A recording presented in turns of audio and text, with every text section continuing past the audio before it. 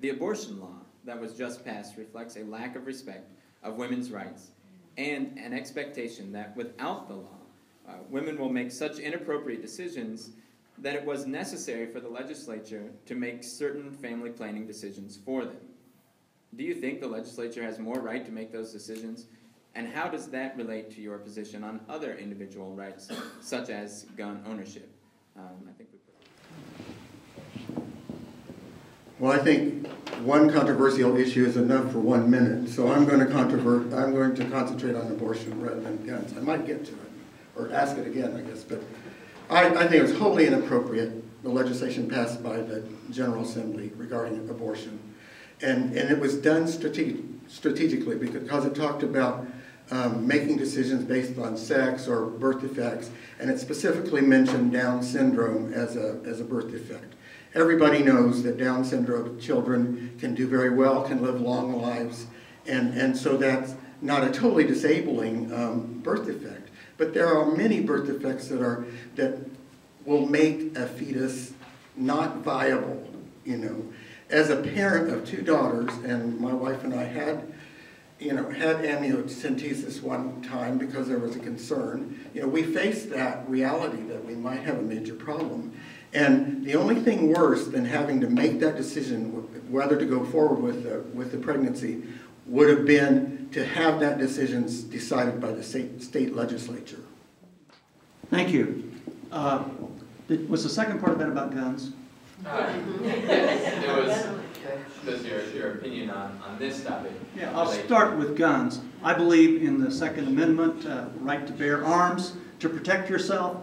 An issue before us now is allowing college students to carry guns on campus, and our public schools now can allow teachers to carry guns if they so choose to do so, but it's up to school corporation. And if you had a young girl in college, and your college had a reputation of some of the young girls being attacked, that'd be a tough decision whether or not you would want to allow your daughter to carry a gun. My daughters don't carry guns. They're out of college now. But the abortion issue, and sometimes, and this is a confession, sometimes there are bills before you that have more good than bad in them. And the abortion bill that I voted for had some concerns for me.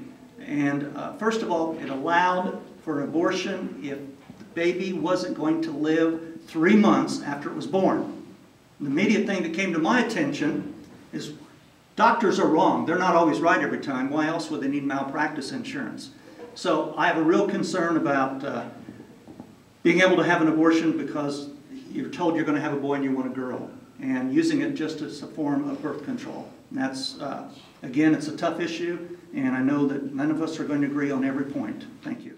I don't know what the data is on how many abortions are because they wanted a boy instead of a girl, but I do know that abortions are a difficult and personal decision, and it's something that the state should leave up to people to decide. I'm a pro-life candidate. I believe that every life is precious, and I think in the legislature you get difficult different types of legislation that comes through, and you have to look and look at the merits of them. But I am a very pro-life candidate. I think I'm the only candidate up here that is a longtime member of the NRA and also has a concealed carry permit. I think our Second Amendment rights are fundamental rights, along with other fundamental rights like freedom of speech and right of assembly, freedom of religion. And I will fight for those rights at the State House, and I hope to have some of your support. Thank you. I'm a member of the, on the board actually, of the Right to Life here in Bartholomew County. I believe that because of either incest, rape, or the health of the mother, then abortion should be permitted. I don't like the idea of abortion so you can have a designer baby. I'm not sure if that doesn't fit in with my belief.